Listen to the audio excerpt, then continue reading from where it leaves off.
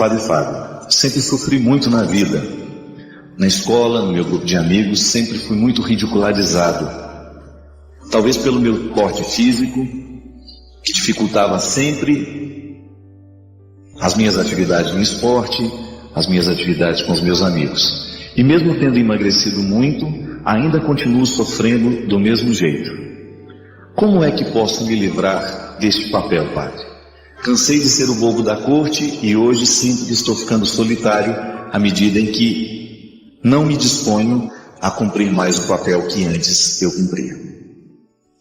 Gente, o que é interessante no questionamento do Júnior, isso vale para muita gente, é o seguinte: todas as vezes que nós estabelecemos relações sociais, a gente acaba distribuindo papéis, né? A gente acaba exercendo um papel e os outros que estão do nosso lado, assim como o Júnior fez o papel de bobo da corte,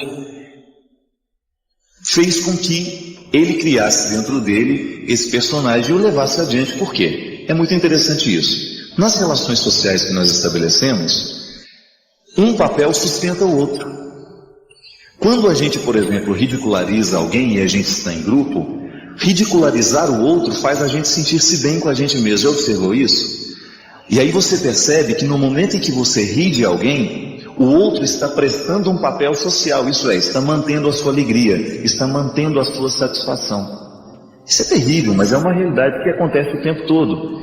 Tanto é que nas relações familiares, a psicologia nos ajuda a entender isso, que o tempo todo nós estamos exercendo um tipo de papel.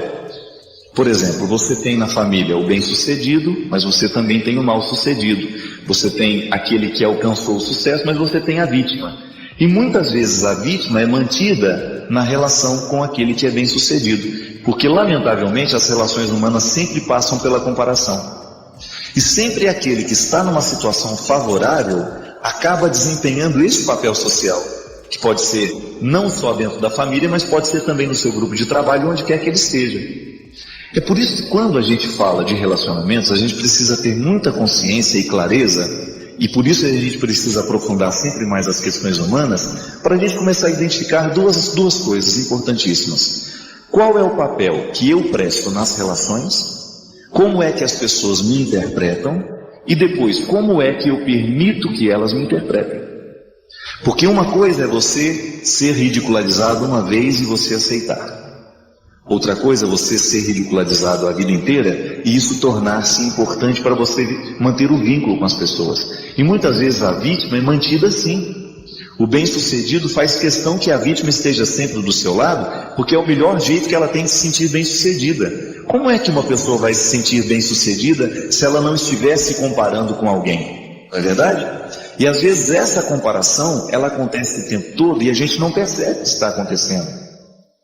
Dentro de casa, por exemplo, Júnior, não é só na sua relação com seus familiares, com seus amigos, o tempo todo você também presta um papel social. Agora, meu amigo, você precisa tomar cuidado, porque você é que está permitindo que esse personagem vá adiante. E é você que o criou e é você que terá que destruí-lo. Não são os seus amigos que vão mudar em relação a você, mas é você que tem que mudar, primeiro, diante de você mesmo. Como é que você se interpreta? Porque se alguém um dia achou que você era o bobo da corte, que você era o mais gordinho, mais engraçado, mais isso, mais aquilo, hoje você precisa começar a identificar dentro de você que já passou essa época, que você não tem que levar esse fardo adiante. Isso acontece muito dentro das nossas casas, dos nossos grupos, quando você percebe que uma pessoa tornou-se prisioneira daquilo que ela permitiu que os outros fizessem dela. E é pavoroso isso, pavoroso. E nas relações familiares, muitas vezes o nosso irmão fracassado ele é mantido por nós que somos bem-sucedidos. Porque no momento em que nós alimentamos a relação de dependência, então eu cuido dele o tempo todo, eu dou tudo aquilo que ele não tem, eu faço de tudo para que ele se sinta um pouquinho melhor naquele fracasso que ele está vivendo, eu acabo mantendo-o no fracasso.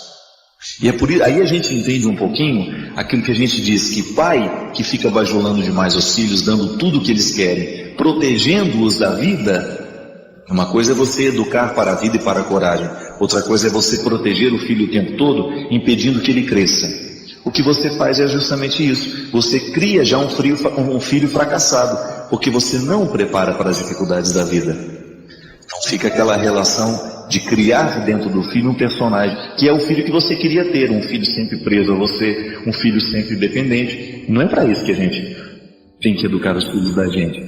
A gente tem que tomar muito cuidado para a gente identificar qual é o papel social que nós estamos exercendo dentro de casa e fora de casa.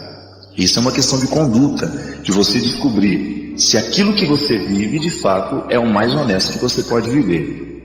Ninguém nasceu para ser bobo da corte. E nós, muito facilmente, elegemos esses bobos da corte, né? Porque a gente precisa deles. A gente precisa ter sempre o ridículo do nosso lado. E aí, a gente tem que tomar cuidado. Inclusive, gente, dentro do seminário isso é muito comum. O lugar onde a gente é educado, posso dizer, que vivi a vida toda no seminário.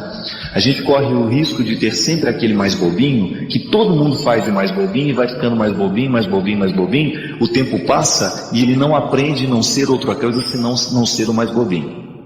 É um crime que a gente comete com eles, porque quando a gente permite que uma pessoa esteja cumprindo esse papel, é aquele bonzinho que todo mundo faz dele o que quer, não significa que a gente vai extrair a bondade dele, não, e retirar, seja mal agora, não é isso. Significa que nós vamos dizer e lutar para que ninguém seja limitado a ser apenas este bobinho. Não. É disponível, mas também não será bobo de todos, né? É aquele que vai ficar sempre disponível, mas então vamos descobrir um jeito de fazê-lo crescer a partir dessa disponibilidade para que isso não se torne um fardo para ele com o tempo. Isso é muito natural acontecer.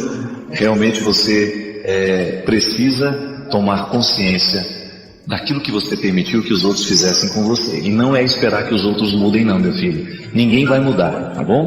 O papel que você exerceu já está decorado por eles. Quem tem que mudar o roteiro do filme, da história, é você. Porque na sua vida, quem manda, quem é o diretor, quem é o escritor, o roteirista, é você. Só Deus sabe. Só Deus sabe o quanto que eu me refaço, o tanto que eu fico mais inteiro através deste programa, através de tudo que Deus já me permitiu viver aqui nesse território, através de vocês que me recebem em casa, e toda quarta-feira me dão a oportunidade de ser padre, de poder partilhar a minha vida, de poder refletir a vida dos outros aqui de uma maneira respeitosa, tornando-a matéria-prima da nossa evangelização. Aí volto à música, o porquê de estar dizendo tudo isso, né?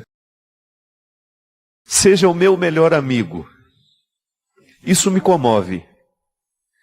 E eu acho que esse é o maior desafio que eu vivo como homem e também como padre. Porque eu quero que Jesus seja o meu melhor amigo, sim. Porque eu aprendi que se eu estiver próximo a Ele, ser melhor amigo dele, eu vou respeitar o que Ele me pede, porque a gente trata um melhor amigo assim. Sobretudo quando você sabe que o seu melhor amigo é muito melhor que você. Quando ele tem muito mais lucidez que você. Quando ele tem muito mais história que você. Ele é meu melhor amigo. Eu quero ficar parecido com ele no meu dia a dia, porque eu acredito que a qualidade do meu ministério depende dessa semelhança.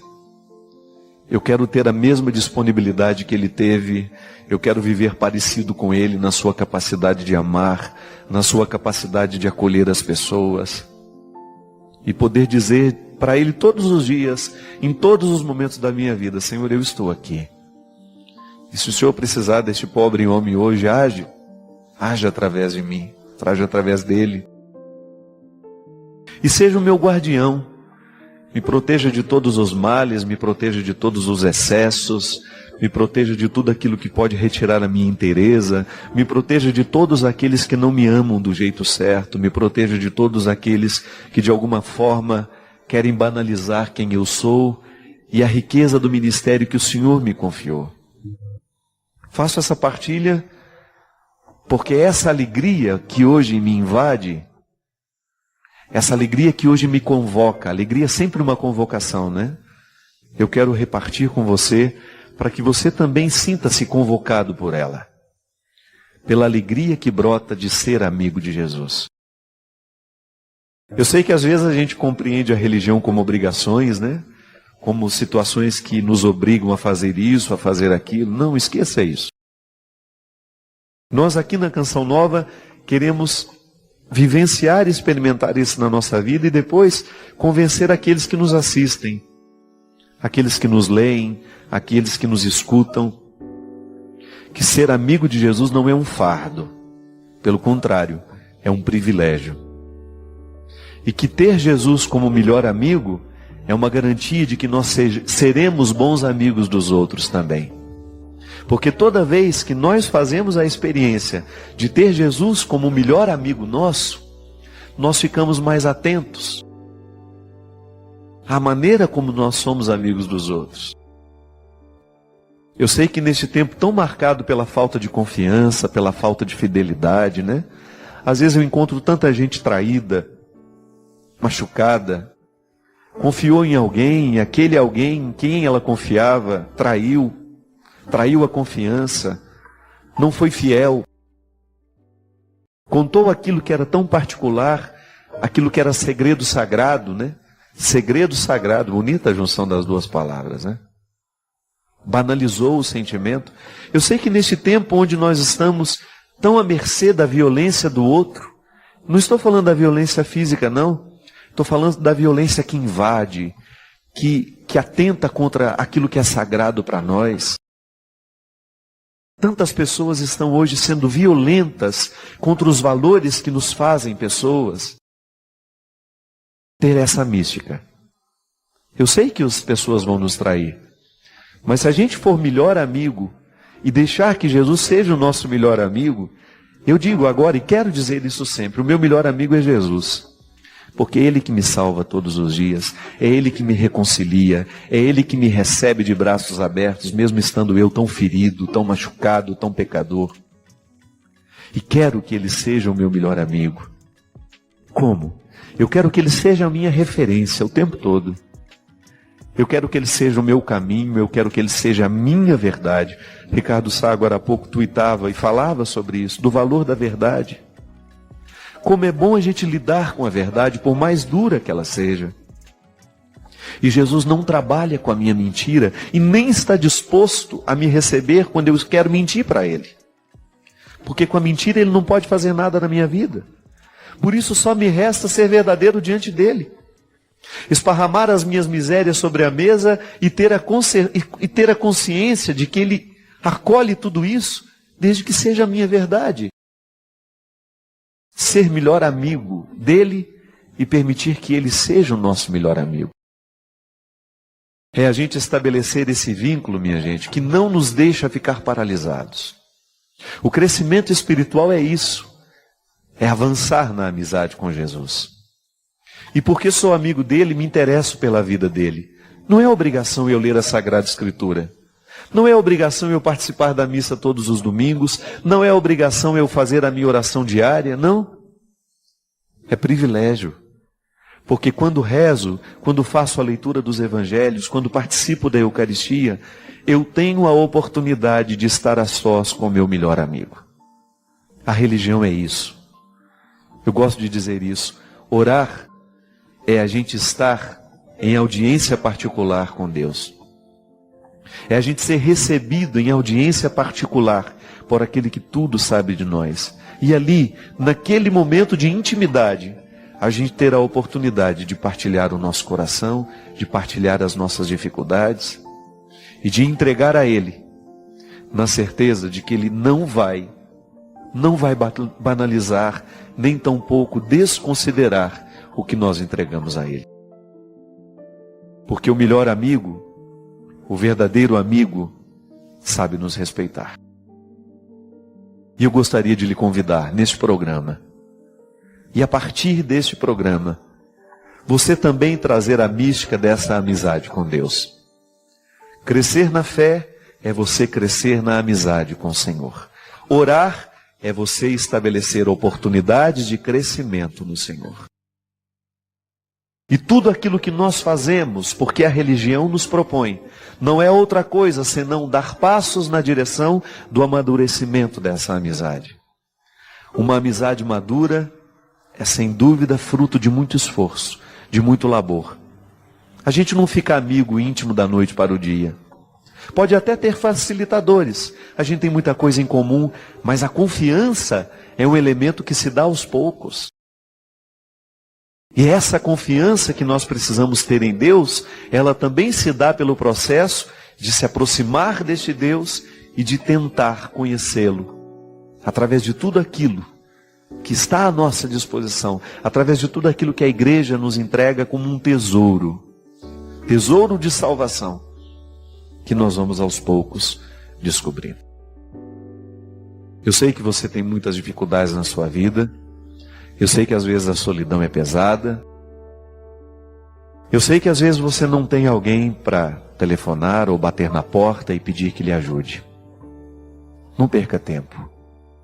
Faça da sua experiência com Jesus uma experiência de amizade, para que você tenha nele essa oportunidade de dividir o que você é, o que você sente. Aproxime-se de Deus e faça com que cada vez mais a sua proximidade com Ele gere uma amizade fecunda. Para que você também tenha o direito de cantar essa música, quem sabe todos os dias, ainda que seja um trechinho dela, e implorar e solicitar para que o seu processo de fé saia da esfera da obrigação e entre na esfera do direito, do privilégio.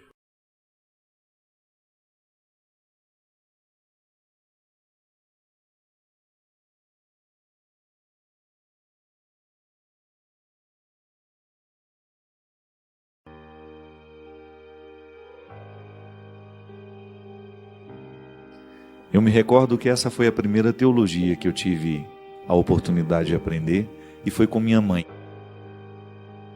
Quando eu perguntei para ela o porquê da imagem do coração de Jesus ter o coração para fora. E ela me disse de maneira muito simples, e nunca mais saiu de mim: meu filho, é porque ele não tem nada a esconder.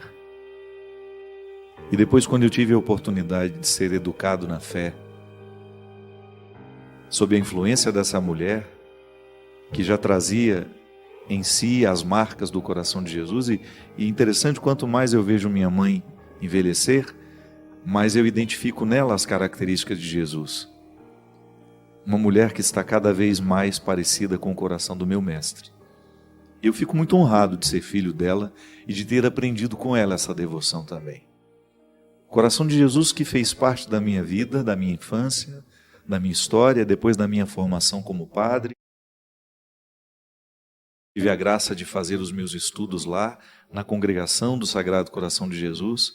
E mais do que estudar, tive a oportunidade de aprender essa mística no meu dia a dia, de apreendê-la com uma proposta muito concreta de ser gente. Porque se tem uma riqueza que a congregação me fez possuir e que jamais sairá de mim, é a oportunidade de amar Deus na experiência humana que faço. Eu não cresci num meio teológico alienado. Eu não estudei num meio alienado. Não. A espiritualidade do coração de Jesus dentro da congregação é muito encarnada. E tive a graça de aprender o que é essencial para mim hoje como padre, que é a oportunidade que eu tenho de amar o ser humano, as questões humanas, à luz do coração de Jesus. E hoje eu vivo o meu desafio como padre, como cristão. Eu não dissocio as duas vocações em mim, porque é no mesmo pacote que eu preciso dar conta das duas. Eu preciso ser cristão nas minhas atitudes. Eu preciso ser cristão nos meus pensamentos. Eu preciso ser cristão nas minhas palavras, nas minhas escolhas. E quanto mais eu conheço o coração de Jesus, que é o parâmetro para as minhas escolhas, maior é a oportunidade que eu tenho de vasculhar as minhas incoerências, os lugares onde eu ainda não sou devidamente cristão, e ali, à luz dele, que me ama mesmo quando sou pecador, ter a oportunidade de corrigir os meus erros, ter a oportunidade de tornar-me um ser humano melhor. E eu lhe convido, você que também, de alguma forma, participa dessa espiritualidade, já que a igreja é misericordiosa a partir do coração de Jesus, e nós estamos sendo convidados a viver uma igreja misericordiosa neste ano, ano da misericórdia. a gente abrir esse mês do coração de Jesus com o compromisso de tornar o nosso cristianismo mais concreto, mais vivo e mais coerente.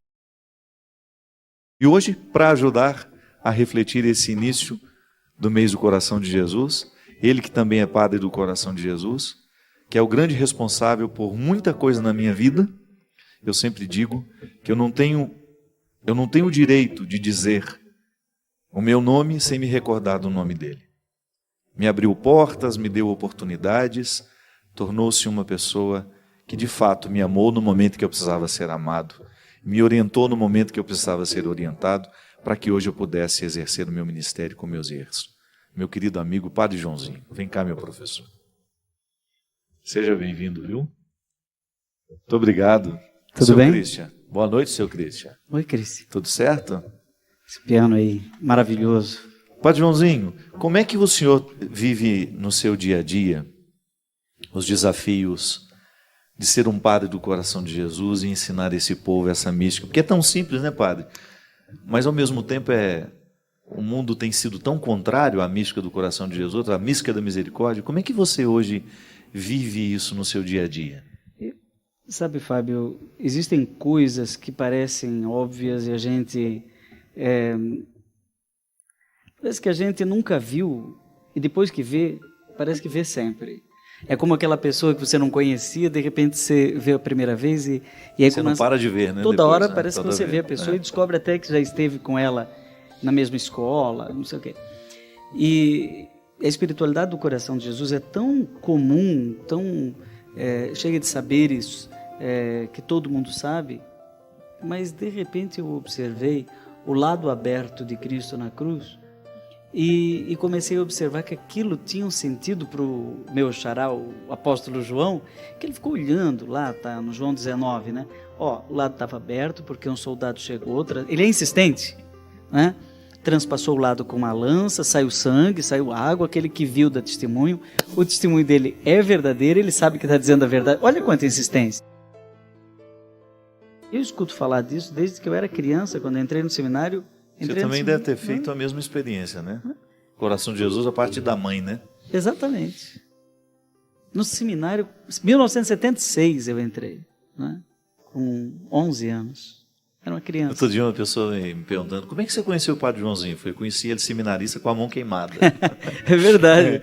Eu estava fazendo minha viagem de férias na 8ª série, a gente ganhou um presente do Padre Aurélio, na época. Ele nos trouxe de Kombi para conhecer o mar.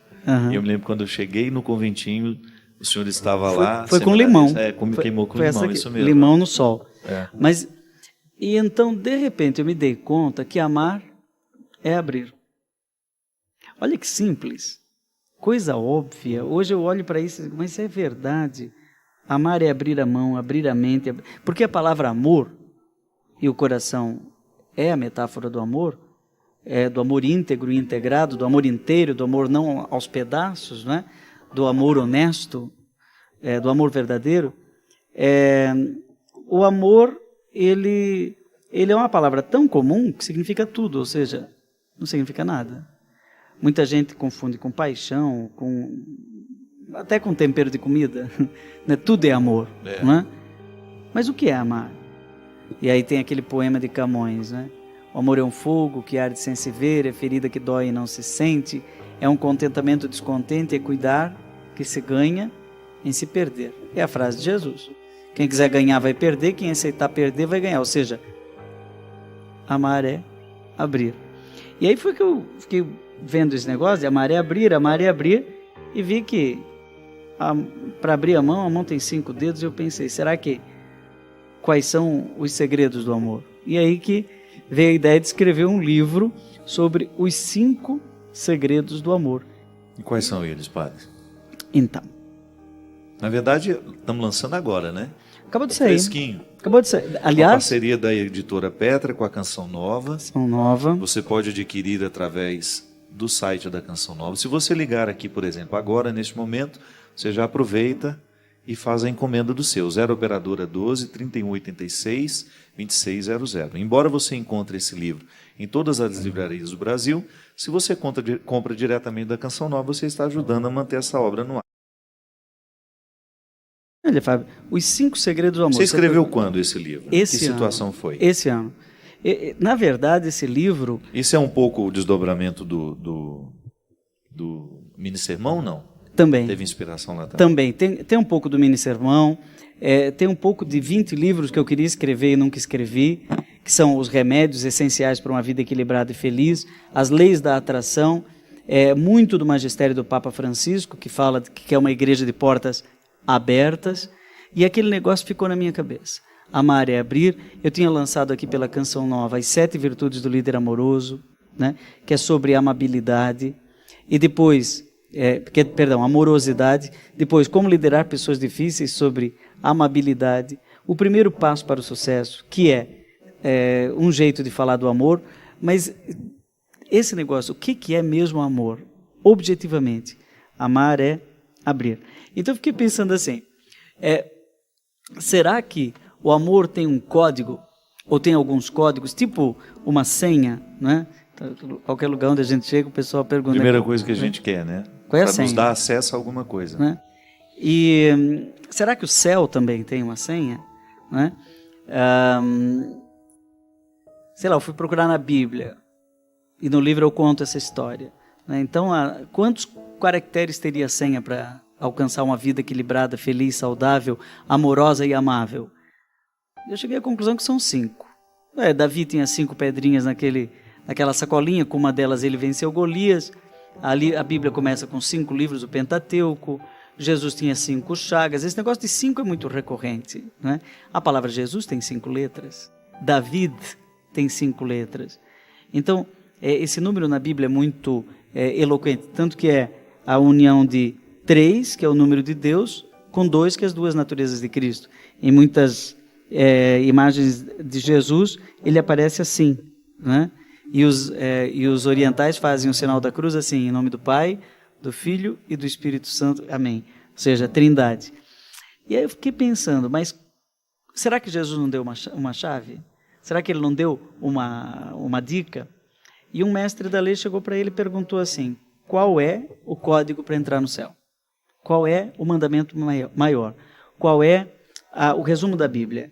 E ele disse, escuta, é a primeira palavra. Em hebraico é Shema, atenção, te abre. Né? O segredo é o seguinte, amar, primeiro código. Segundo, a Deus. Terceiro, sobre todas as coisas. Quarto, e ao próximo. Quinto, como a si mesmo. É um sinal da cruz e um sinal da luz. Eu agora tenho feito assim, com a mão fechada no meu coração, e eu abro para lembrar que amar é abrir o coração, a mente, os ouvidos, enfim, abrir minha vida, abrir os braços, não é?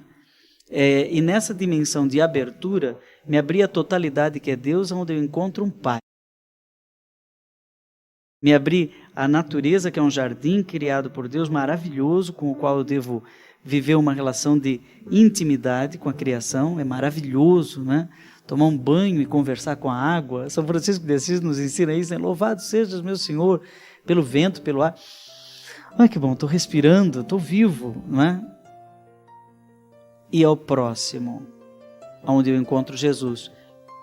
E como a si mesmo, Santo Agostinho dizia, Deus é mais íntimo a mim do que eu mesmo, o Espírito Santo habita em mim. Então eu encontro Deus no reflexo das coisas, eu encontro Deus no céu, que é Pai, encontro Deus no outro, que é Jesus, e encontro Deus em mim mesmo, que é o Espírito Santo. E eu fui pesquisando esse negócio, e tudo isso está no livro, com desenhos e tal, para explicar, que essa era a graça original. Aí a vida tinha graça.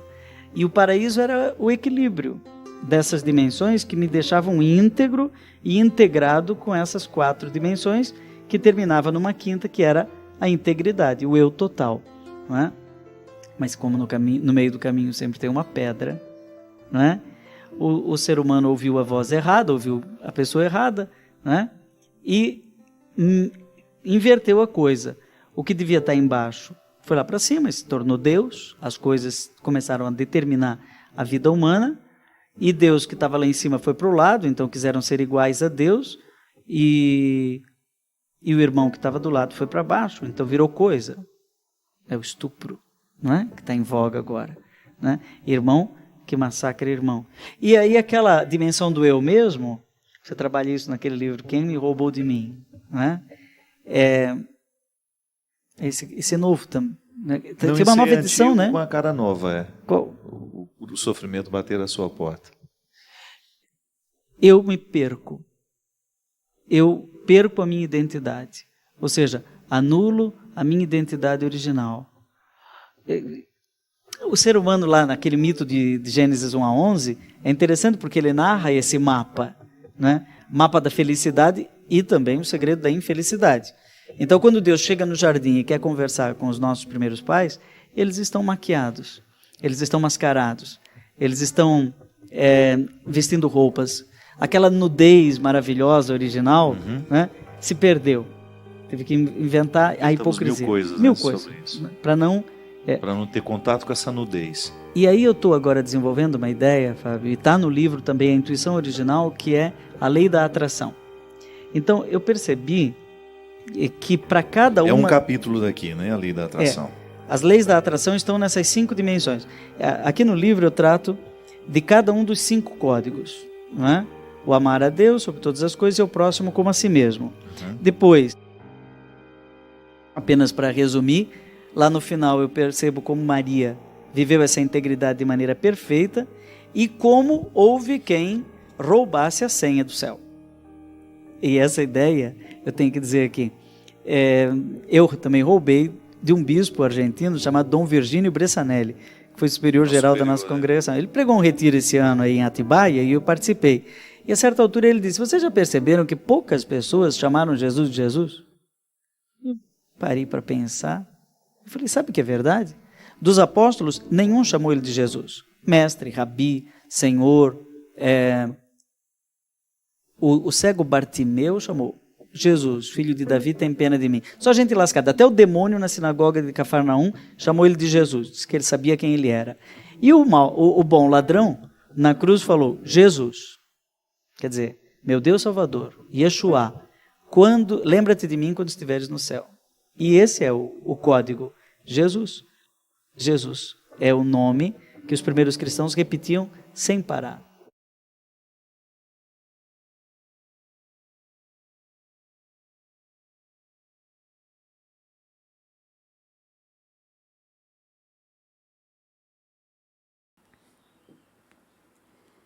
Sinceramente, ouvir esse vídeo até o fim é quase um ato revolucionário hoje em dia. Obrigado por você ficar aqui até o final. Comenta o que ficou com você, dá uma olhadinha nos links da descrição. E se esse conteúdo te tocou de alguma forma, compartilhe com alguém que precise ouvir isso agora. Valeu? Um grande abraço a todos e até o próximo vídeo. Tchau, tchau!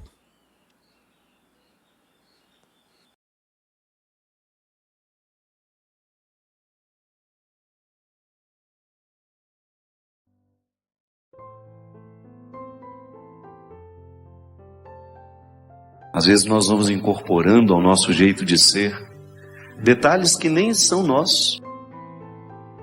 E de repente a gente vai fazendo a nossa vida, a gente vai construindo os nossos dias a partir de expectativas que são dos outros. É muito triste quando você percebe que você está pautando a sua verdade pessoal a partir das expectativas dos outros.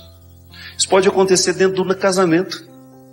Muitas vezes uma pessoa pode abrir mão de ser quem ela é, porque ela vive para poder cumprir as expectativas que o outro alimentou. Por isso que o namoro precisa ser um tempo de muitas decepções. Porque o que é a decepção? É aquele momento em que você percebe que o outro não é aquilo que você imaginou. Eu acho profundamente libertador quando alguém fala, Fábio, eu estou tão decepcionada. Que bom, minha filha. Então agora podemos ser amigos de verdade.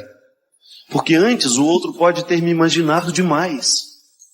No amor é assim, a mesma coisa. Volto a dizer, você nas instâncias que são suas, eu não sei o tanto que você é conhecido na sua cidade, no seu bairro, na sua rua, mas você é conhecido de alguns. E você corre o risco de guardar e de manter coisas na sua personalidade que nem pertencem a você, que foram colocados por outros. Eu gosto muito da experiência que Jesus nos fala no Evangelho de Mateus. Uma parábola que ele utiliza-se de um exemplo do campo, porque Jesus era um homem simples. Ele não falava de filosofia. Paulo fala filosoficamente. O apóstolo Paulo, quando você pega os escritos dele nas cartas, você tem ali um intelectual falando. Jesus poderia até ter essa capacidade intelectual, mas ele falava de maneira simples. Porque a missão de Paulo é diferente da missão de Jesus. Paulo tem o grande objetivo de tornar Jesus conhecido no meio daqueles que não acreditavam. Jesus é muito direto. Ele fala de maneira muito simples porque o grande desejo dele é tocar e transformar o coração de quem o escuta. Então você vai ver em muitos momentos Jesus utilizando-se de exemplos da vida do campo. Porque ele falava com lavradores, falava com pescadores. E essas pessoas só podiam entender se ele falasse assim, com essa simplicidade. Mas essa simplicidade é de uma profundidade que ainda hoje continua nos falando. Deus nos fala com a voz que a gente sabe ouvir. Ele não vai falar com você a partir de uma linguagem que lhe é diferente, não. Sempre que Deus quer falar comigo, Ele fala a partir da linguagem que eu entendo. Ele vai utilizar-se de todos os recursos que são próprios da minha alma. Então, se você gosta de arte, é natural que Deus vá se revelar de maneira muito especial a você através da arte. Se você é muito religioso, Deus vai ter facilidade de se manifestar na sua vida através da religião. É por isso que a gente precisa ter muita paciência com aqueles que não vivem igual a gente, que não escutam a mesma voz que nós escutamos. Fica tranquilo, mais cedo ou mais tarde Deus falará com aquela pessoa com a linguagem que ela sabe ouvir. Porque o grande desejo de Deus é comunicar-se a todos nós. Você como pai, você não precisa falar linguagens diferentes lá na sua casa? Você como mãe, tem 5 filhos, dá para falar igual com todo mundo? Não. Seria uma tolice da sua parte querer falar com todos os seus filhos, utilizando-se da mesma linguagem. Por isso que é bom a gente observar o outro. Que lá você vai com um jeitinho que vai facilitar a palavra cair no coração dele. Quando eu falo a palavra, é o dia a dia. Não estou falando só da palavra de Deus, não. Às vezes você precisa dar um conselho para uma pessoa, você sabe que aquela pessoa está necessitada daquele conselho, mas se você chegar com os recursos errados, como diz a própria palavra, a Sagrada Escritura, é jogar pérolas aos porcos. Não que o outro seja um porco. Não. É que às vezes o espaço, a maneira como nós escolhemos fazer é porca. É precioso o que eu preciso dizer, mas se eu digo com arrogância, você nem presta atenção no que eu estou dizendo, não? Eu, particularmente, tenho muita dificuldade de prestar atenção num arrogante. Pode estar falando a coisa mais verdadeira do mundo, aquilo não me toca. Essa semana eu estava lendo a entrevista que a Adélia Prado deu. A simplicidade com que aquela mulher faz uma leitura do Brasil. A mim comoveu porque ela disse que a tragédia de Mariana, aquela lama toda, é a expressão de uma lama maior. E ela falou que ela tem medo dessa lama.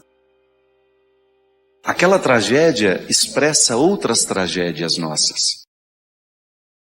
Uma mulher simples, extremamente sábia, intelectual, mas que fala com a gente de uma maneira tão direta que é impossível a gente não ficar tocado. E mais que isso, modificado por aquilo que o outro disse para nós. Este é o empenho de Jesus, minha gente. Tocar o coração do outro para que ele seja modificado por essa palavra que sempre quer o nosso bem. Se você procurar no Evangelho alguma palavra que seja contrária à sua felicidade, você pode me apresentar. Não. Toda e qualquer palavra dita por Jesus é sempre favorável ao crescimento daqueles que escutam. Até quando essa palavra é mais dura. Porque você também, como mãe, sabe que apesar de todo o amor que você tem pelo seu filho, a palavra dura faz parte do processo educativo. Não tem como você amar o seu filho e educá-lo sem a palavra dura de vez em quando. Mas aí você encontra o formato certo para dizer a palavra dura. A palavra dura precisa ser dita de maneira que aquela criança ou aquele adolescente, ou até mesmo aquele jovem, identifique que ela lhe é favorável. A palavra deverá ser sempre favorável, deverá despertar em nós a consciência do que nós precisamos jogar fora para que prevaleça a nossa verdade pessoal. Se a gente se empenhar nessa investigação diária da nossa personalidade, nós vamos descobrir muitas atitudes, muitas coisas que foram colocadas sobre nós, que são um obstáculo para o nosso crescimento pessoal. É por isso que a conversão, minha gente, só é possível àquele que se dispõe a ser verdadeiro. Porque a salvação só é possível aos que aceitam a verdade. O primeiro passo é a gente reconhecer a nossa indigência. Sou miserável. Não tenho medo dessa miséria. Administro dia a dia. Eu acordo miserável e vou dormir miserável. Mas vou dormir consciente de tudo aquilo que pode ser um obstáculo para o que Deus pretende em mim. Eu não posso me render a essa parte estragada que me foi jogada pelos outros, ou até mesmo que foi buscada livremente por mim. Jesus fala dessa realidade a partir do joio e do trigo. Jesus apresentou-lhes esta parábola. O reino dos céus é como alguém que semeia boa semente no seu campo. Enquanto todos dormiam, veio seu inimigo, semeou joio no meio do trigo e foi embora. Quando o trigo cresceu e as espigas começaram a se formar, apareceu também o joio. Os servos foram procurar o dono e lhe disseram: Senhor, não semeaste boa semente no teu campo? De onde veio então o joio? O dono respondeu: Foi algum inimigo que fez isso. Os servos perguntaram ao dono: Queres que vamos retirar o joio? E ele disse: Não. Pode acontecer que ao retirar o joio, arranqueis também o trigo. Deixai crescer um e outro. E no momento da colheita, direi aos que cortam o trigo: Retirai primeiro o joio e amarrai-o em feixes para ser queimado. O trigo, porém, guardai no meu celeiro. Aí depois, nessa continuidade que eu estava lendo, Jesus explica para eles o significado dessa parábola. Ele voltou para casa, como eu tinha dito, os discípulos aproximaram e perguntaram a ele: Senhor, o que o Senhor quis dizer com aquela parábola do joio? Ele respondeu: Aquele que semeia a boa semente é o Filho do Homem. O campo é o mundo. A boa semente só são os que pertencem ao reino. O joio são os que pertencem ao maligno. O inimigo que semeou o joio é o diabo, e a colheita é o fim dos tempos. Os que cortam o trigo são os anjos.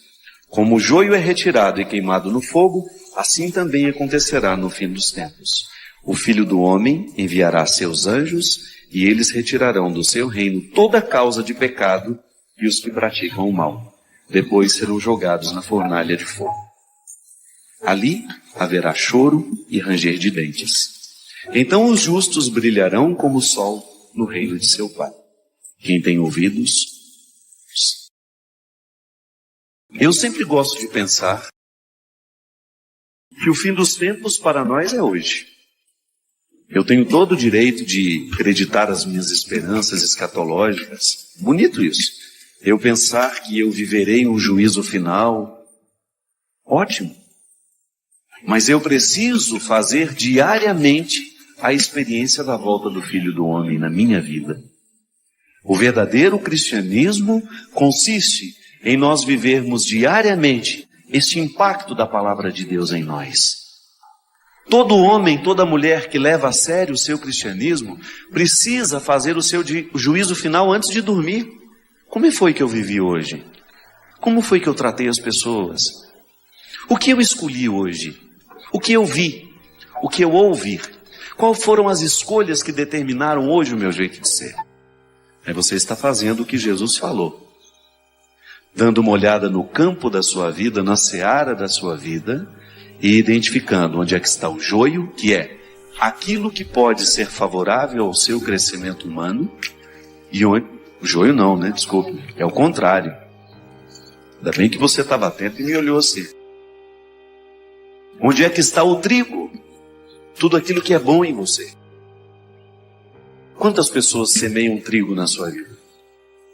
Hoje, por exemplo, muita gente pode ter semeado trigo na sua vida. Em mim, muitos. O sorriso bonito que nos oferece é um trigo que cai no nosso canteiro. Uma palavra bonita que nos oferece. E quando eu falo bonita, comprometida, o bem. Um gesto de amor que uma pessoa faz, de delicadeza que uma pessoa faz com a gente na fila do banco. É joio? Não, é trigo. Aí você faz a leitura da seara e você pensa, hoje tudo isso foi semeado em mim para me tornar um campo fértil. É o reino de Deus crescendo em mim e em você através das nossas escolhas. Mas eu sei que também tem muito espírito de porco solto pelo mundo afora. E tem muita coisa ruim que cai o tempo todo sobre você. Uma fofoquinha, aquilo te desagrada, te deixa chateado. Uma briguinha que aconteceu ali no Twitter e você levou aquilo a sério. Ou até mesmo uma fofoquinha que você fez, uma palavra maldosa que você soltou. Uma palavra que você sabe que não edifica quem lê. Apenas por um mecanismo de carência, muitas vezes a gente faz. Nós semeamos joio nos outros e os outros semeiam joio em nós, é natural. Tem gente que tem a mão cheia de joio o tempo todo, porque está precisando se curar, está precisando ir para terapia, está precisando de um bom psicólogo, um bom terapeuta, um bom psiquiatra. Tem gente que faz estrago no mundo o tempo todo, semeando misérias. Mas nós não podemos admitir esse papel ser nosso. Cristão? Não. A nossa postura deve ser outra. O nosso compromisso deverá ser diário, em não permitir que o mundo seja semeado por coisas ruins a partir de nós. Então, minha gente, quando nessa canção a gente diz, nem tudo que sou é meu, é você ter coragem de jogar fora aquela mágoa, porque ela foi semeada por alguém que só tinha joio no coração. Não leve para a cama. Nem tudo aquilo que você se tornou é você. É preciso ter coragem de arrancar pela raiz. É preciso ter coragem, se for preciso, recomeçar a vida, mas a partir de uma verdade.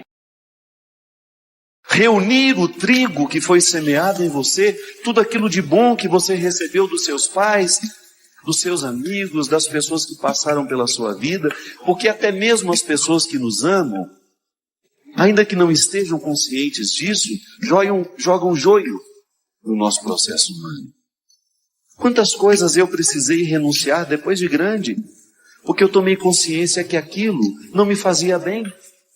Detalhes da personalidade da minha mãe, do meu pai, dos meus irmãos, da própria influência que um familiar às vezes exerce sobre nós.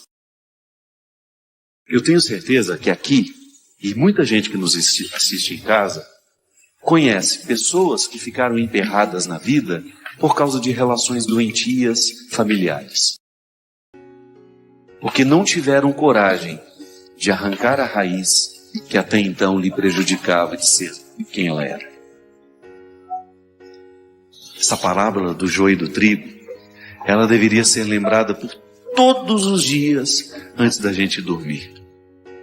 Porque é uma oportunidade maravilhosa que a gente tem de fazer essa limpa no canteiro da nossa vida, de fazer uma verdadeira reestruturação no contexto das nossas escolhas, para que, quem sabe, amanhã a gente permita menos joio na seara.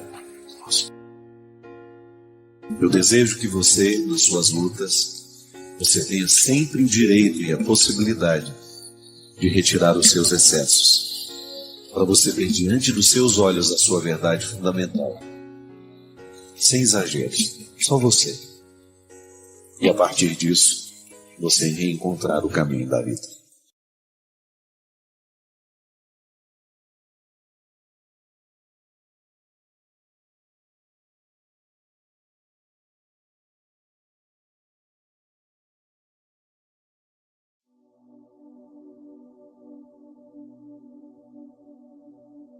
Sob essa certeza de que a graça de Deus nos alcança, nos protege,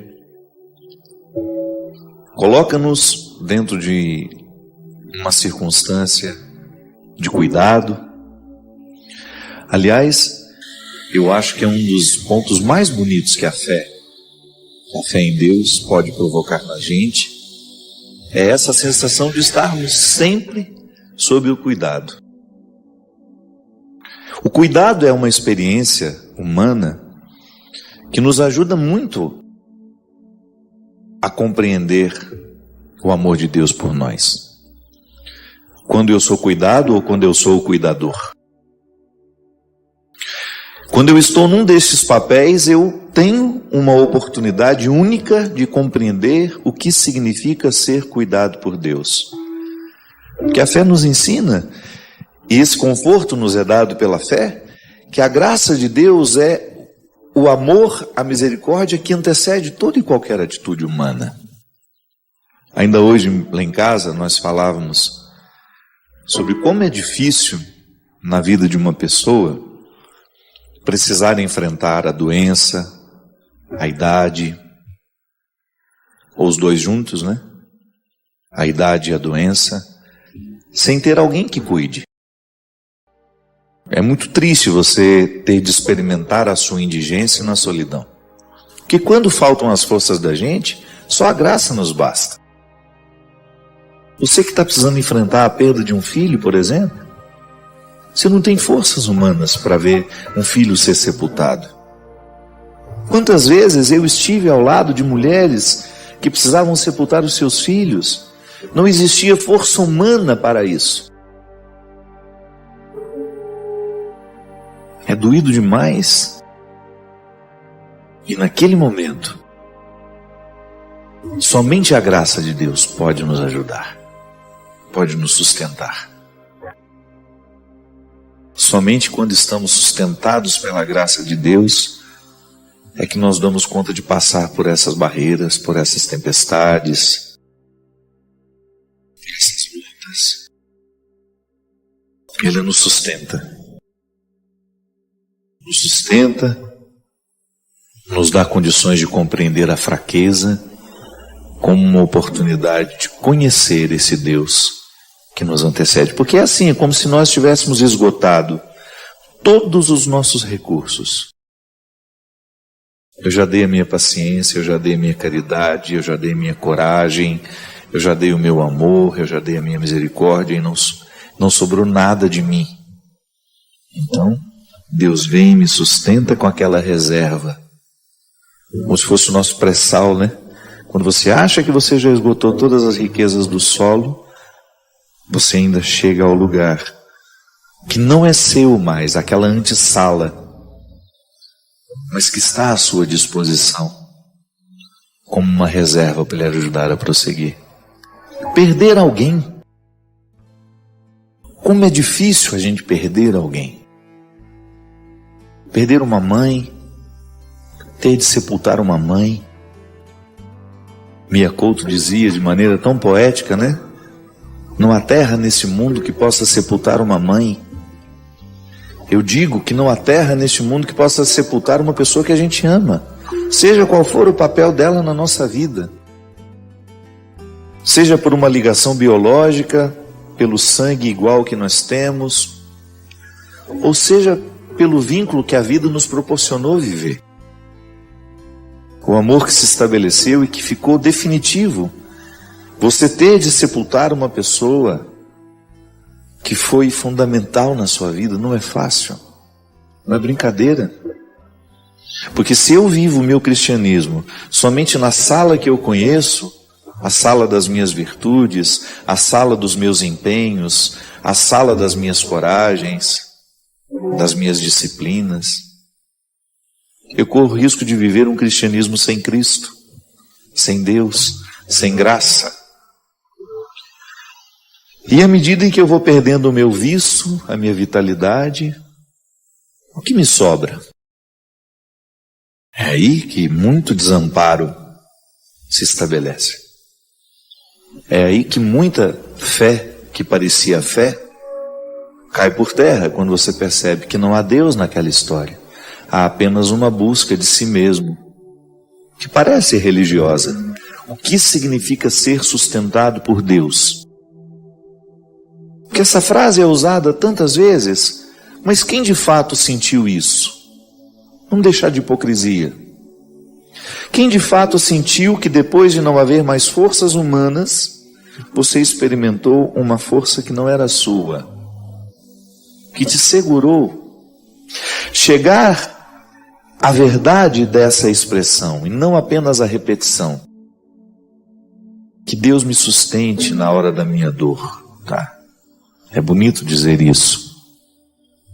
Mas isso só vai acontecer se a minha espiritualidade for aprofundada e eu viver um caminho em Deus que me faça visitar pelo menos de vez em quando esse Debir, esse santo dos santos. Porque uma religião que não me coloque a sós com Deus, ela pode ser muitas vezes uma prática social, um compromisso de domingo, vou à missa, volto para casa, e ainda não sou capaz de viver os benefícios da minha fé, que é justamente acreditar que há um Deus que me antecede, que chegou antes de mim, que fez por mim. Santo Agostinho dizia isso, que a graça de Deus, ela nos antecede para que a gente possa amar, até para que a gente possa reconhecer o erro que a gente comete. Santo Agostinho dizia que até para a gente se reconhecer pecador, nós já temos que estar sob o influxo da graça. Então, essa graça, esse favor que me antecede em qualquer atitude. Então, por que eu amo? Porque eu sou anteriormente amado. Por que eu sou misericordioso? Porque anteriormente alguém foi misericordioso comigo. Por que eu devo ser justo? Porque anteriormente me foi dado o direito de conhecer a justiça. Na teologia nós aprendemos que a graça é o amparo da vida humana. É simples de entender. É como se fosse uma antessala que não nos pertence, mas nos foi dada. Sabe? Ela não é produzida por nós, mas nós podemos frequentar. Não fui eu que construí a antessala. A sala eu estou construindo, que é a minha vida, mas a antessala não. Me foi dado o direito de frequentar. Então me antecede. Quando eu descobri que Deus é amor, quando eu tive a oportunidade de conhecer a misericórdia de Deus que nós celebramos no último final de semana, quando eu descobri o significado dessa misericórdia como uma graça que me antecede, e quando eu vi os benefícios dessa misericórdia na minha vida, mas eu quero contar isso para todo mundo.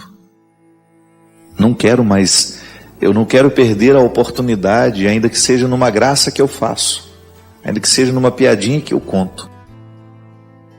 Eu ter a oportunidade de mostrar que Deus é amor, isso para mim é a minha maior alegria. Eu sempre digo isso para mim mesmo, né? Quando eu vejo o resultado do meu trabalho, quando eu vejo tantas pessoas prestando atenção nas minhas palavras, para não me encher de vaidade e pensar que isso é meu, é só lembrar que eu não digo uma palavra, ainda que eu fale isso de forma diferente, que eu não tenha aprendido no Evangelho, que eu não tenha aprendido com Jesus. Então, o meu pano de fundo é Ele. Foi com Ele que eu aprendi.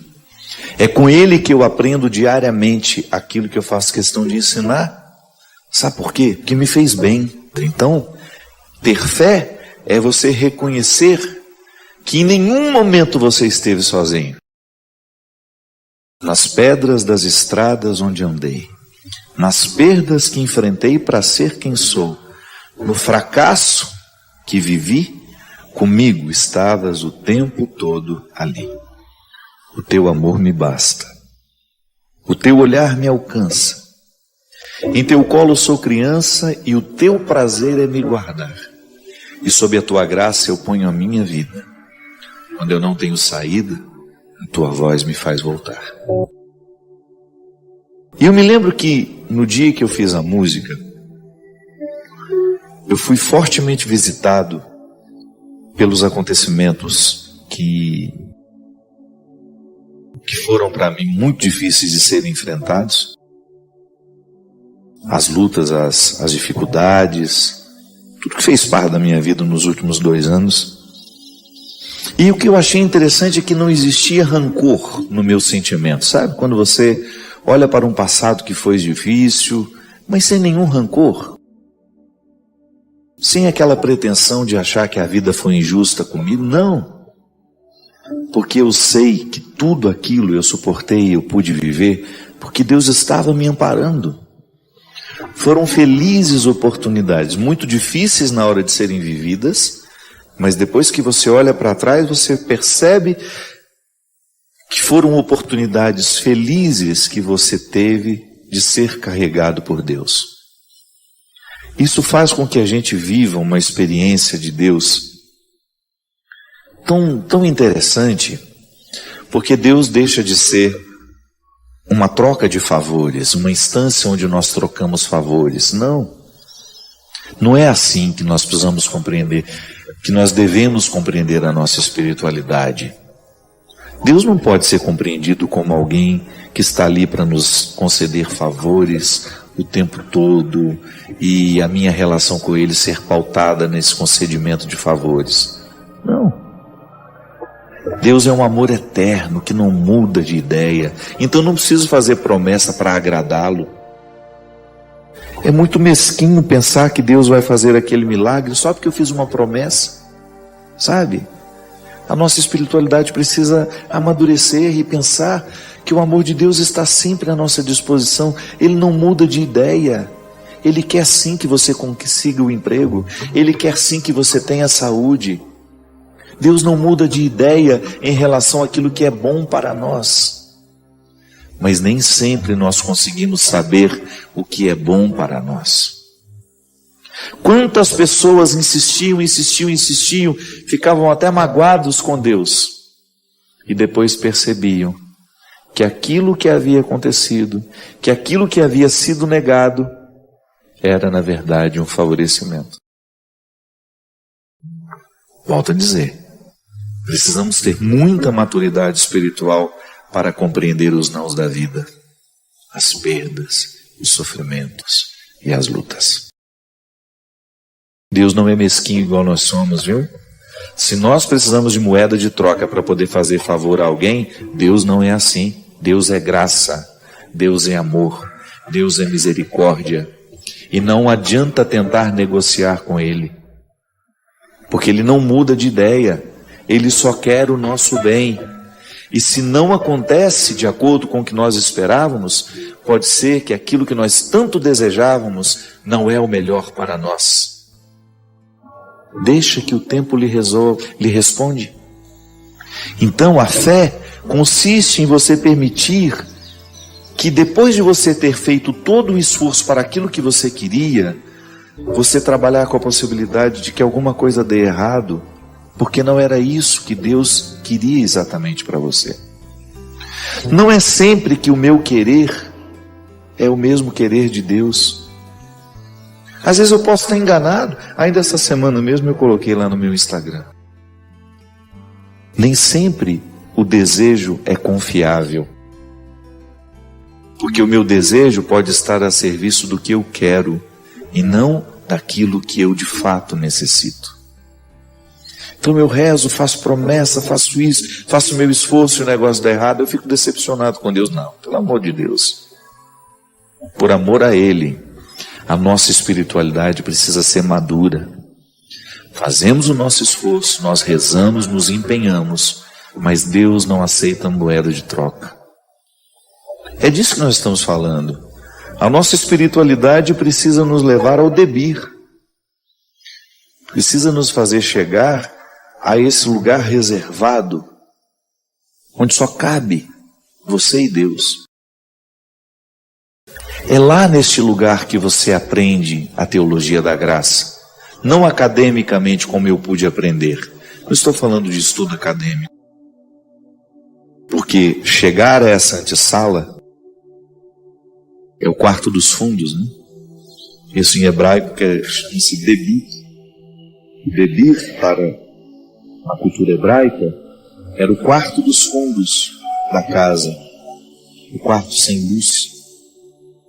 O quarto mais difícil de se chegar.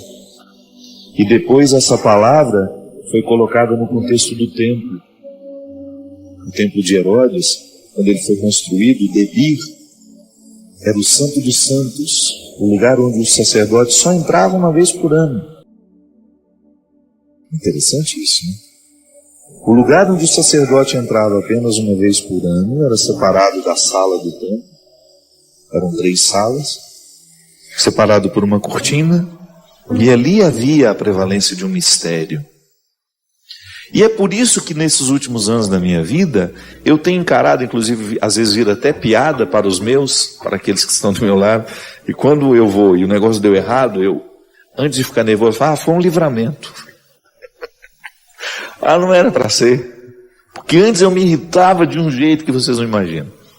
Então hoje, às vezes, até as pessoas que são próximas a mim fazem piada um pouco disso, né?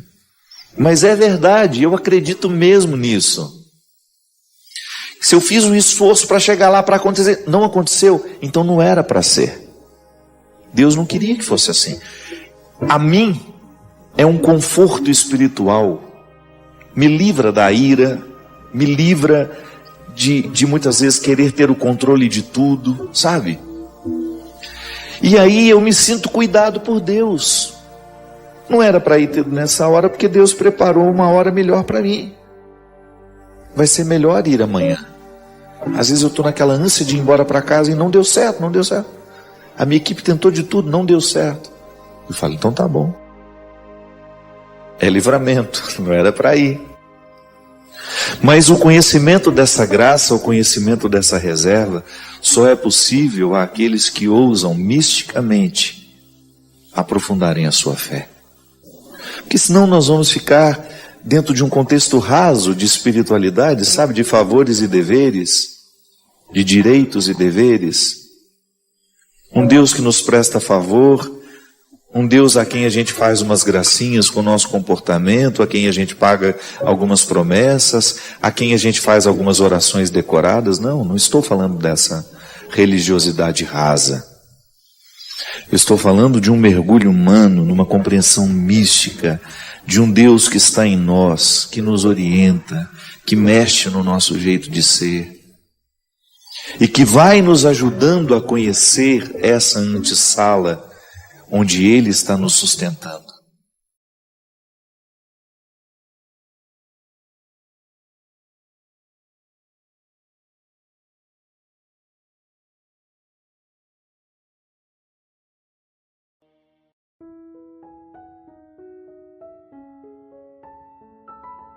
A gente precisa se amar muito.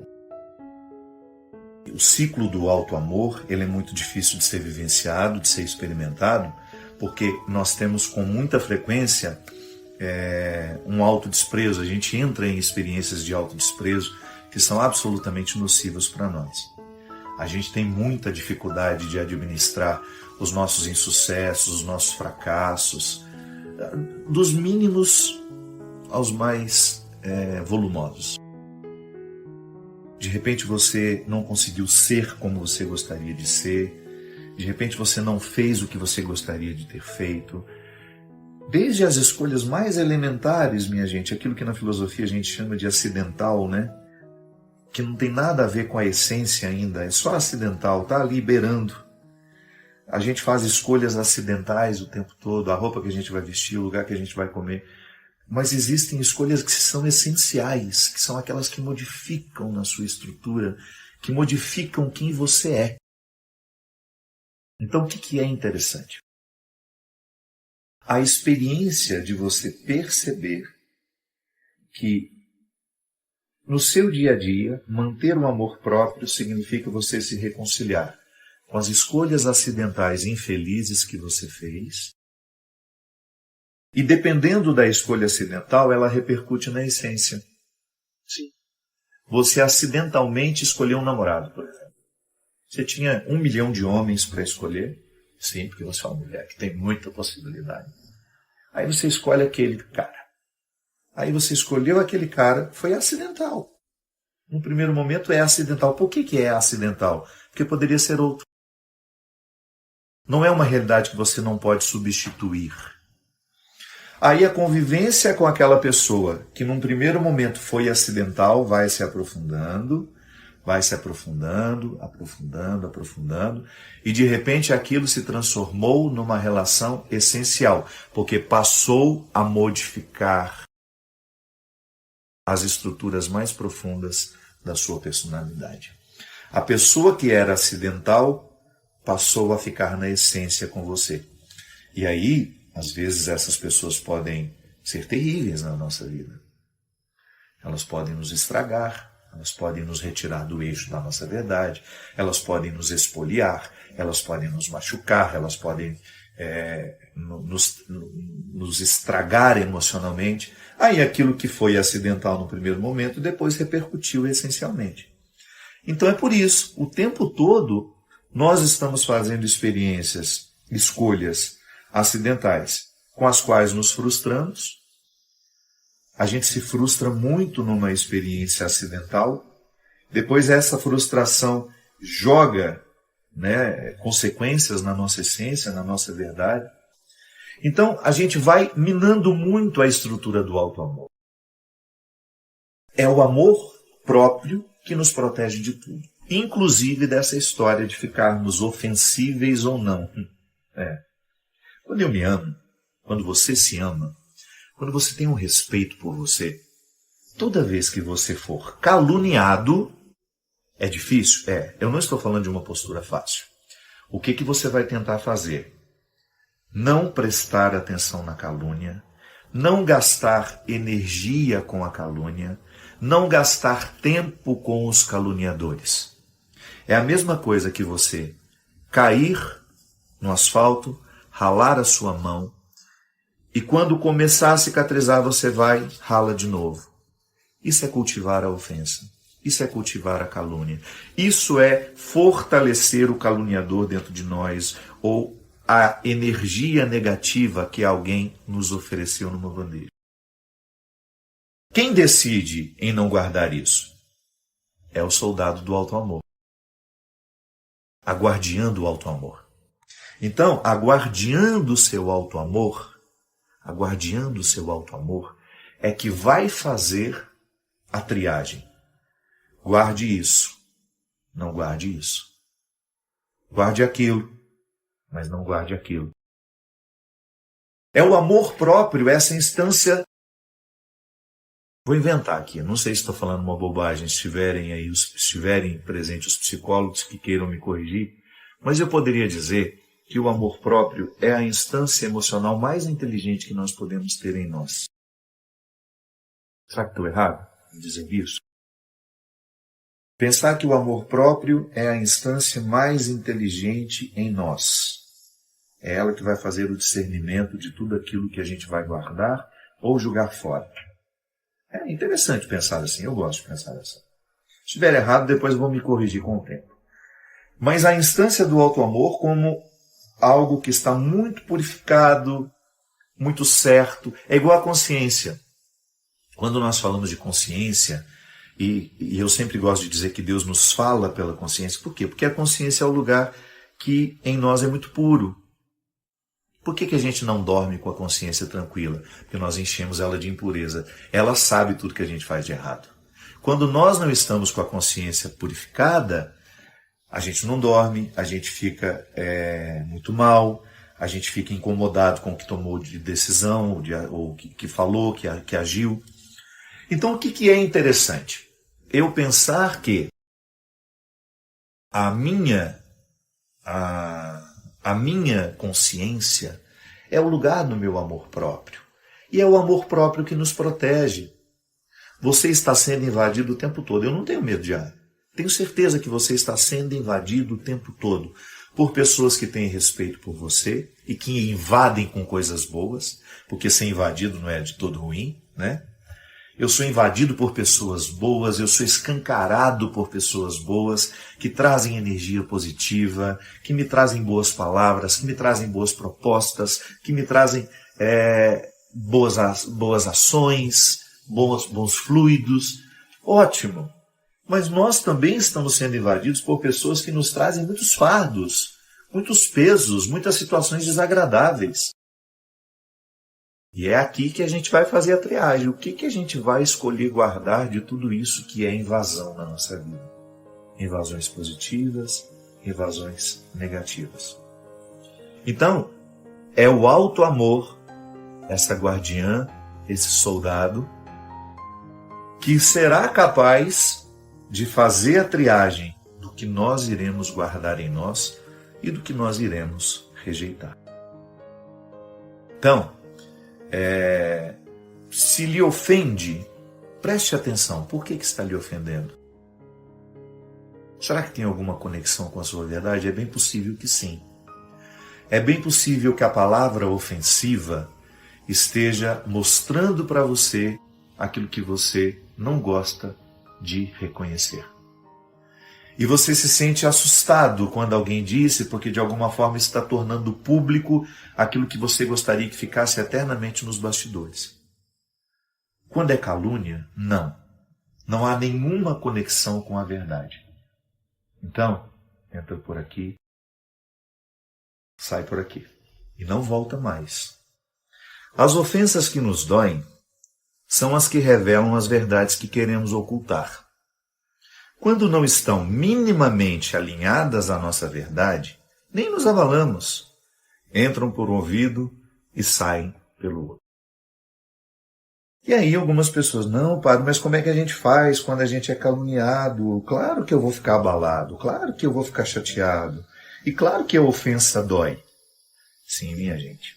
Primeira coisa que a gente precisa distinguir que ofensa é muito diferente de calúnia. Quando o outro me ofende, ele está me dizendo alguma coisa que diz respeito a mim ou não. Então, se não diz respeito a mim, é calúnia. Então já há um filtro natural no entendimento.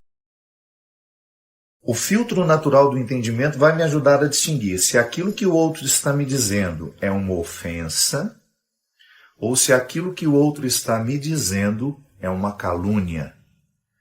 Se o outro está me caluniando, é diferente, ele não está me ofendendo. Ele pode até ter uma carga de ofensa, mas o que ele está fazendo é mais grave. Aqui eu me refiro que sim, nós temos uma dificuldade enorme de reconhecer aquilo que em nós é frágil. É muito difícil. Eu tenho dificuldade de reconhecer os meus defeitos. E quando alguém me ofende a partir de um defeito que eu tenho, e eu faço de tudo para manter aquele defeito sob cuidados, sob disfarces, imediatamente eu tenho aquela indisposição que o outro está me dizendo. Então, o outro me ofendeu porque de alguma forma encontrou uma verdade dentro de mim. Aquilo que ele está dizendo, se não é calúnia, a diferenciação está aí, se ele não inventou aquilo está me ofendendo porque de alguma forma tocou uma realidade da minha personalidade, do meu jeito de ser, que me incomoda.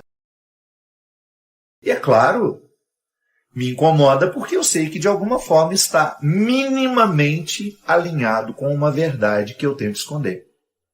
Da mesma forma, quando eu escuto, nossa, mas que absurdo que essa pessoa está dizendo, ou está escrevendo, ou está falando, né?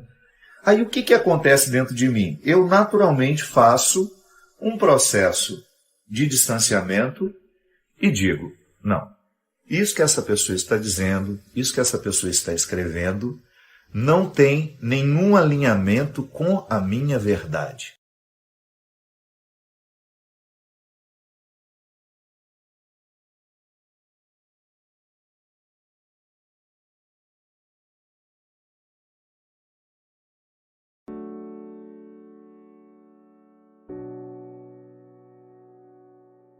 Essa carta aqui é muito triste, eu não sei nem que dia que ela me foi enviada. Hoje eu estava arrumando gaveta, passei o dia jogando fora um monte de coisa e encontrei muitas cartas que eu confesso que não tinha lido ainda. Essa é uma delas.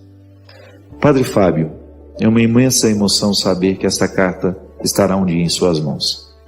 Quero agradecer a você por me ajudar sem saber a me manter de pé, depois da perda de meu filho. Meu nome é Emily, e hoje eu tenho um anjo no céu chamado Gabriel, Padre. Jesus chamou meu filho dia 27 de dezembro do ano passado. Não sei se foi deste ano ou se foi do outro. E por ironia, não sei, era o dia do aniversário dele. Ele completaria 7 aninhos de vida. Acordamos de manhã, deixei ele na casa dos meus avós, do lado da minha casa, e fui buscar o bolo do aniversário dele. Quando a minha amiga me entregou o bolo, recebi a ligação da minha avó dizendo que ele estava passando mal e que era para eu ir, porque parecia um quadro sério. Foi levado para o hospital e eu corri para lá. Padre, vi meu filho ser tirado do carro nos braços do enfermeiro, estava desmaiado, com a boca roxa e a sola dos pés também. Meu filho teve um infarto fulminante aos 7 anos. Padre, a dor no meu peito era como uma queimadura, ardia, queimava. Fizeram tudo no hospital da minha cidade, tentando trazer o meu filho de volta, mas sem sucesso. Segui, padre, todo o ritual do velório, agarrado a ele, até o momento do enterro. É como se Jesus me carregasse em seus braços. Amigos foram à minha casa, me retiraram tudo do armário, que eu mesma sempre preparei com tanto carinho. Meu menino, meu amigo, meu companheiro e meu filho. Éramos apenas eu e ele, padre. O pai não morava conosco. De lá para cá, segui minha vida, com fé que sempre tive em Deus, acompanhando o seu programa de direção espiritual e, por incrível que pareça, como o senhor contou, vários relatos de mães que pedem seus filhos e nos diziam em imenso conforto o que fazer e como seguir. A Canção Nova me ajudou, e em especial o senhor também. Sempre fui muito católica, de enorme fé em Deus. Deus, na sua infinita misericórdia, me carrega nos braços. Tenho certeza, padre, que vou estar com meu filho um dia. Escreva essa carta, onde essa amiga Gabriele que lhe entrega, e te peço oração por ela, que me ajuda com uma quantia todo mês, para pagar uma psicóloga que tem me ajudado muito. Te peço de coração que ore por mim, por meus pais, José Cláudio e Dine, pois eles estão parados no tempo, embora sejam fiéis a Deus. O fim do ano se aproxima e no dia 27 de setembro fica no meio das das datas festivas mais significativas. Eu estou com medo, padre, de sentir tudo de novo. Mas enfim, enquanto eu viver, essas datas estão aí e eu terei de enfrentá-las. Obrigado por tudo, sua bênção, meu amigo. Que Deus o abençoe cada vez mais. Emily.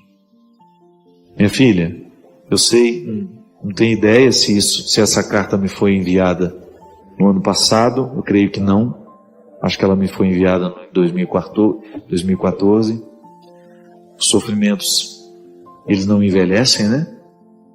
Eu tenho certeza que você continua o seu processo de luta, libertar-se da perda, da mesma maneira como nós também precisamos libertar o nosso coração de tudo aquilo que um dia amarrou, que nos impediu de ir além, porque as dores nos paralisam, os sofrimentos nos paralisam, as mortes nos paralisam. E você, Emily, com certeza precisa enfrentar diariamente o livramento que Deus lhe proporciona através da sua força. Mas é uma tarefa humana difícil de ser vivida. Não é fácil sepultar um filho, não é fácil sepultar alguém que a gente ama, Porque nós temos muitos limites. Limites que nos dificultam a viver o luto, a compreender o sofrimento, faz parte de nós. Também você, que também enfrenta as suas lutas diariamente, que precisa acomodar o sofrimento para a vida continuar. Nada é como a gente, as coisas não acontecem como a gente determina.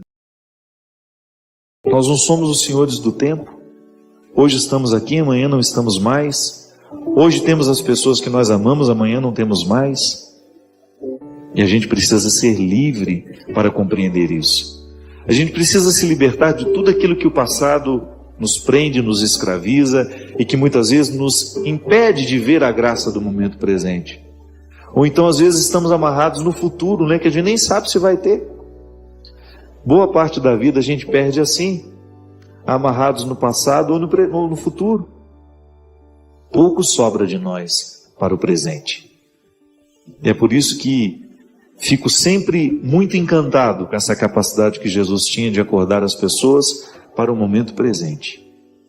É o que nós muitas vezes precisamos. Acordar a nossa consciência para compreender o momento presente. O passado pode até nos ensinar, o futuro pode até nos motivar, mas quem deve nos determinar é o momento presente. É isso que eu lhe desejo, que o seu presente seja como o da Emily, apesar de sofrido, cheio de força, de coragem e de resistência. Já parou para pensar que sua vida pode ser um evangelho também?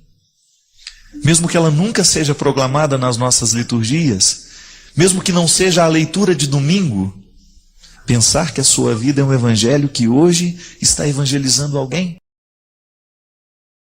Pode ser que não dê tempo de você falar de Jesus para alguém. Pode ser que não dê tempo de você abrir a Bíblia, falar, pregar, falar dos profetas. Pode ser que não dê tempo. Mas as pessoas estão de olho em você. Quando olham para o seu jeito de viver, quando olham para o seu jeito de falar, quando olham para o seu olhar, quando é atendido por você lá na loja que você trabalha, lá no seu estabelecimento comercial, ou quando você presta serviço a alguém através do conhecimento que você tem, quando você empresta o seu saber, assim como o médico empresta o seu saber para curar a doença de alguém. Esse é o evangelho que o mundo precisa, minha gente. E é esse evangelho que vai convertendo as pessoas, é esse evangelho que vai tendo o poder de mudar a vida das pessoas, porque elas vão vendo que o Cristo que aconteceu em nós também pode acontecer na vida delas. Porque quando a gente encontra uma pessoa feliz e realizada, de alguma maneira a gente começa a prestar atenção no que ela fez para ser assim. Tem gente que até tem inveja dos outros por causa disso, né? Presta atenção no que o outro fez para conseguir o que conseguiu. Mas esta inveja você não precisa ter. Porque este crescimento pessoal você pode alcançar todos os dias. Esta oportunidade de fazer a sua vida um evangelho, um ensinamento, uma vida verdadeira, todos nós temos. Basta a gente prestar atenção no que a gente escolhe e como a gente vive. Partilhe o evangelho de hoje, que é a sua vida. Mesmo que esse evangelho hoje seja marcado por tristeza, não importa. O evangelho, para ser verdadeiro, ele tem que ter cruz, ele tem que ter calvário, ele tem que ter ressurreição, ele tem que ter bodas de Caná, ele tem que ter ressurreição de Lázaro. E você pode ter certeza que em todos estes aspectos, em todas essas histórias nós nos localizamos. Seja na fome que motivou o pedido de milagre a Jesus, ou seja na saciedade, de alguma maneira nós nos identificamos com as palavras que estão escritas ali. O Evangelho foi escrito há tantos anos atrás, mas ele é para nós. É palavra dita a nossos ouvidos. E quando a gente escuta, a gente pensa, a gente vive isso também. Hoje eu estava fazendo uma música de manhã, cuja motivação era esta. Eu não coloquei os meus olhos em Jesus por causa dos milagres que ele fez. A mim não importa se o mar abriu, se não abriu, se ele caminhou sobre as águas. A mim não importa se ele multiplicou o pão, se multiplicou o peixe. A mim não importa se ele ressuscitou os mortos. Porque na metáfora da minha vida, eu posso lhe garantir que não foram poucas as vezes que nos mares da minha vida, Deus me ajudou a andar sobre as águas. Este milagre aconteceu em mim. Então eu não preciso palpar esta realidade. Eu não preciso saber que Jesus andou sobre as águas. Isso para mim é desnecessário. Ele me faz andar sobre os mares da minha vida. Quantas vezes, minha gente, situações em que eu pensei que eu ia submergir, que eu não ia sobreviver, por causa do poder de impacto que a vida tinha sobre mim naquela hora, pelo poder de tristeza que a vida tinha sobre mim naquela hora, pelo poder de decepção, de derrota. Quantas vezes você também foi impactado pela vida, assim como aquela pequena cidade foi impactada por um maremoto? E você passou tranquilo, sofrendo, mas nada lhe fez retirar do rumo. Então você também pode, como eu, dizer que você não precisa da prova concreta que Jesus tem andado sobre as águas. Ele lhe fez andar naquele momento de dificuldade. Nós não precisamos da prova de que Jesus tenha multiplicado os pães e os peixes. Quantas vezes na experiência de fome, fome de amor, fome de afeto, fome de atenção, de olhar, Deus também multiplicou isso em nós através de uma única pessoa que nos amava. Quando você pensava que você não tinha ninguém mais na vida e de repente os seus olhos descobriram uma única pessoa que representou uma multidão para você naquela hora. Porque às vezes nós temos uma multidão ao nosso lado e mesmo assim a gente ainda se sente só. E às vezes, quando nós temos a única pessoa e a pessoa certa, é como se nós tivéssemos uma multidão nos ajudando a viver aquele momento. Isso não é teoria. Você sabe na prática que existem pessoas que têm o poder e o dom de serem como uma multidão. Ocupam os espaços do coração da gente. Chegam e parece que já não falta mais nada. Chegam na nossa vida e a gente tem a sensação de que já não nos falta absolutamente nada. Às vezes não são pessoas muito grandes, não. Quantas vezes na experiência de você pegar uma criança, um neto, que nem sabe falar ainda, só sabe olhar para você. Nem sabe qual é o grau de parentesco que você tem com ele. Ele só sabe que você o ama, pelo jeito como você o pega, pelo jeito como você fala com ele. Ele se sente seguro nos seus braços. Quantas vezes aquele netinho que você pegou no braço, no colo, representou um mundo inteiro, um balaio de felicidades, que há tanto tempo você não experimentava na vida, e olha que ele não te deu absolutamente nada. O que uma criança de 1 ano, 2 anos pode dar a gente? Quase nada. É que, na verdade, no momento em que a gente pega no colo, é como se ela despertasse dentro de nós coisas antigas que ficaram adormecidas, coisas boas, sentimentos bons. Assim como a felicidade vem de repente e você não sabe que está vindo, não sabe por que veio. É a vida e sua capacidade de ser generosa. É Deus multiplicando o nosso pão. É Deus saciando a nossa fome. É Deus molhando os nossos lábios no momento da nossa sede. Com amor. Porque não há um jeito mais bonito de Deus se fazer presente na vida da gente, senão através das pessoas que nós amamos. Isso é o que há de mais concreto, carnal, experiencial. É Deus humano acontecendo em nós. Assim como hoje nós podemos celebrar a presença real dele na Eucaristia. Nós também podemos celebrar a presença real de Deus no amor que nós amamos e no amor que nos ama. As pessoas que fazem parte da nossa vida, na nossa casa, por mais dificuldades que nós tenhamos, é o corpo de Cristo, presente, atuante em nosso meio através do amor que nós amamos.